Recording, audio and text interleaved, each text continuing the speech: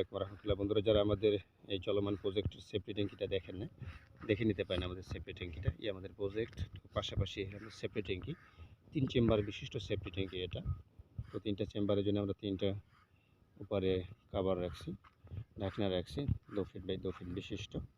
এটা আমরা প্রিকাস্ট ঢাকনা তৈরি করে ওখানে বসাবো 2.5 ফিট বাই 2.5 ফিট। তো ভিতরের চেম্বারটা আপনাদেরকে দেখাতে পারলাম না, কারণ আমাদের ছাদ ঢালাই হয়ে গেছে। এখন আমরা উপরে একটু গ্রাউন্ডিং দিব, আর আউটসাইডের ওয়াল আমার চারিদিকে নিট ফিনিশিং করা, বন্ধুরা বলে নিই। তো এরকম একটা বাড়ির এরকম একটা সেফটি ট্যাঙ্কি যদি আপনি করতে চান, অর্থাৎ 10 ফিট বাই 20 ফিট জায়গা বিশিষ্ট একটা সেফটি ট্যাঙ্কি যদি আপনি করতে চান, সেক্ষেত্রে আপনাকে মজুরি বাবদ কমপক্ষে 40 থেকে 50 হাজার টাকার মতো আপনার খরচ হতে পারে। আর যদি মালামাল সহ বলেন, মালামাল বলতে আপনার রড, বালি, সিমেন্ট, খোয়া এগুলো নিয়ে আপনাকে প্রায় 1 লাখ টাকার মতো যাবে।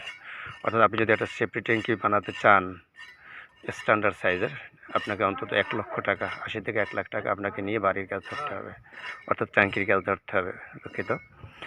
তো বন্ধুরা, এই ছিল আজকের ভিডিও। যারা ধৈর্য সহকারে দেখলেন, আশা করি আপনারা আমাদেরকে সাপোর্ট করবেন। নতুন ভিডিও পাওয়ার জন্য আমাদের সাথেই থাকুন। আসসালামু আলাইকুম রহমতুল্লাহ।